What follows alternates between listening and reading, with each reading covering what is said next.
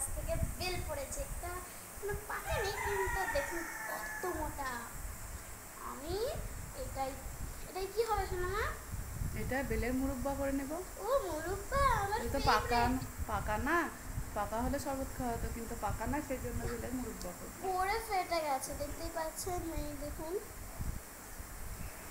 তো এই বেলটার মুরব্বা আমি বানাবো স্কুল তো। যাবো, তো স্কুল গেট আপ রেডি হয়েছে। কেমন লাগছে বলুন, একটু মাথায় তেলও দিয়েছি, মাথা ব্যথা করছিল বলে। আমার কেমন লাগছে স্কুল ড্রেস পরে বলুন আপনারা কমেন্টে। আর এই যে বেলটার আমি যে মুরব্বা বানাবো সেটা দেখার জন্য প্রথম থেকে শেষ পর্যন্ত ভিডিওটা দেখবেন। ঠিক আছে শোনা, যদি মুরব্বা করবো আমি স্কুল থেকে এসে কিন্তু আমি খাবো। ঠিক আছে।